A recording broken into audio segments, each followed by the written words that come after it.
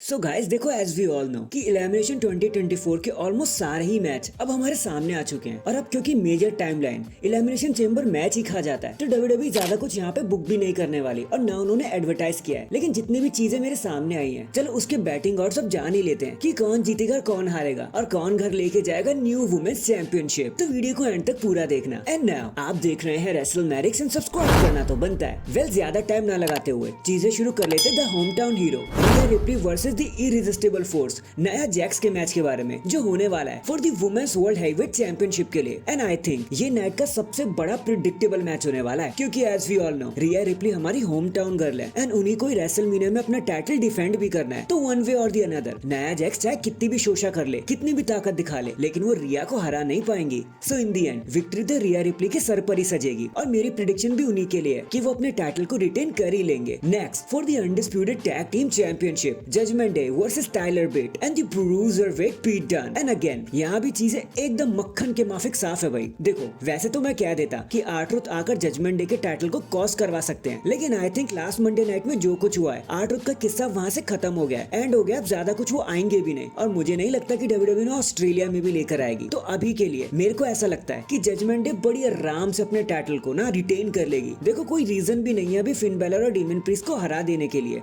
तो मेरी प्रिडिक्शन तो उन्हीं के साथ रहने वाली है। बट हाँ, रेसलिंग वाइज ये मैच काफी ज्यादा अच्छा हो सकता है क्योंकि जितने भी सुपरस्टार इस मैच में इंक्लूडेड है वो अपने आप में ही हीरो हैं भाई कहीं ना कहीं। और टाइलर बेट और पीट डन के मैच स्टाइल को तो आप जानते ही हो। बाकी लेट्स सी अब मैच में क्या होता है। मेरी प्रिडिक्शन तो जजमेंट डे के साथ ही रहेगी कि वो ही जीतने वाले हैं। फिर एक टॉक शो भी वहाँ हमें देखने को मिलेगा जो डब्ल्यूडब्ल्यूई ने बुक कर दिया है। Again the home town boy Grayson Waller अपने शो पर इन्वाइट करने वाले हैं the American Nightmare Cody Rhodes and Seth Freakin Rollins को। अब यहाँ पर बस एक ही चीज है जो थोड़ा डिफरेंट प्ले कर सकती है, उसके अलावा तो कुछ होगा नहीं। और वो जो एक अलग चीज है वो है द रॉक का शो अप कर जाना, वो भी ऑस्ट्रेलिया में। मैं ऐसा इसलिए भी कह रहा हूँ क्योंकि आज से नहीं कई टाइम पहले से द रॉक के रूमर्स आ रहे थे कि वो एलिमिनेशन चेंबर में ऑस्ट्रेलिया पर नजर आएंगे। और अगर इन चीजों को जरा सा मीनिंगफुल बनाना है, स्पेशल बनाना है, तो द रॉक को ऑस्ट्रेलिया में आना ही होगा। बाकी लेट्स सी डब्ल्यूडब्ल्यूई इसको बुक करती है या नहीं। मेरे हिसाब से तो अगर रॉक आ जाएंगे तो काफी मजा आ जाएगा, एक नॉस्टैल्जिक मोमेंट हो जाएगा रेसलमेनिया किक ऑफ शो का। इसके बाद बात करते हैं सबसे पहले मेन इवेंट की और होपफुली ये मैच नाइट को किक ऑफ करते हुए भी नजर आएगा। The women's elimination chamber match जहाँ जो भी जीतेगा वो रेसलमेनिया में रिया रिप्ली से ही लड़ेगा ऑब्वियसली, क्योंकि बेली पहले से इयो स्काई को चूज कर चुकी हैं। सो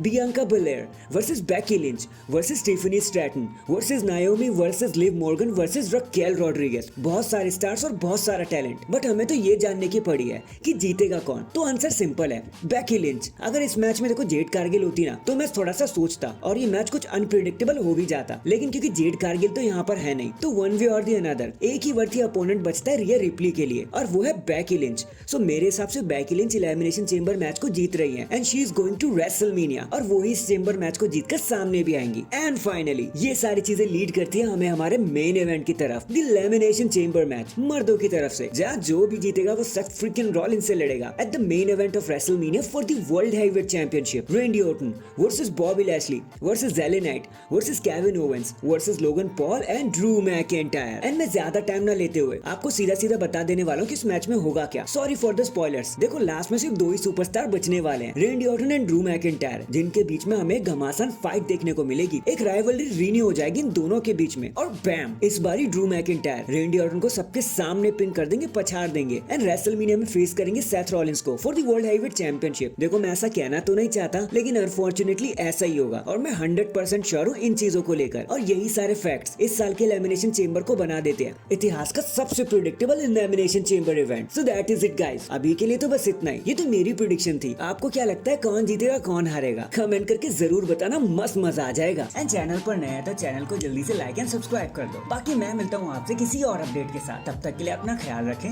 और खुश रहें।